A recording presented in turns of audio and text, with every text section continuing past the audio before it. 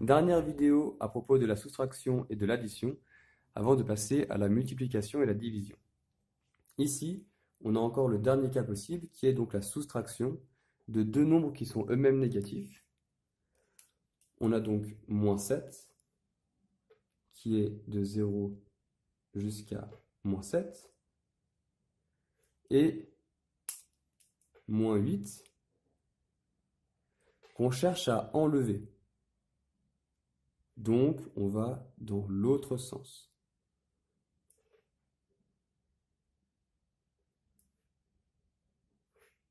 Et on arrive à plus 1. Ce qui fait que moins 7 moins moins 8, c'est comme si on écrivait moins 7 plus 8, que vous pouvez aussi écrire plus 8 moins 7. Ce qui est égal à 8 moins 7 égale 1. Donc, moins 7 moins moins 8, c'est égal à plus 1. Faisons cet exemple ensemble.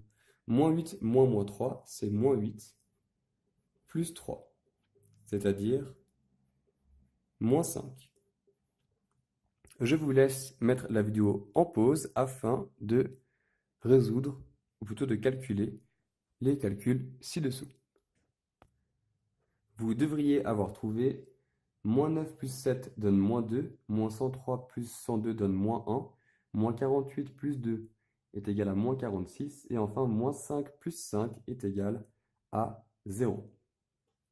Conclusion générale sur...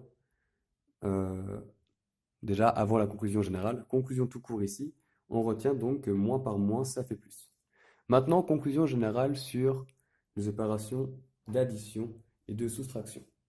Ici, on a vu que pour l'addition et la soustraction, on a que si l'opération c'est plus,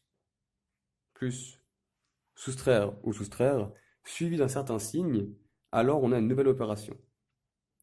Ici, l'opération moins, suivie du signe moins, donne le signe plus. Donc l'opération plus. On va retenir que plus donne plus moins donne moins plus donne moins, et moins donne plus. Ça, c'est ce qu'on a vu. Je vous laisse donc réécrire les nombres ci-dessous sans les signes inutiles. Par exemple, plus 5, c'est plus 5. Ou même simplement, si on écrit simplement le nombre sans l'opération, c'est simplement 5. Mettez la vidéo en pause et essayez de résoudre en dessous. Vous devriez avoir que plus moins 2 donne moins 2, plus moins 9 donne moins 9, moins plus 6 égale moins 6, moins plus 30 égale moins 30, moins 5 donne plus 5, et enfin que moins 27 donne plus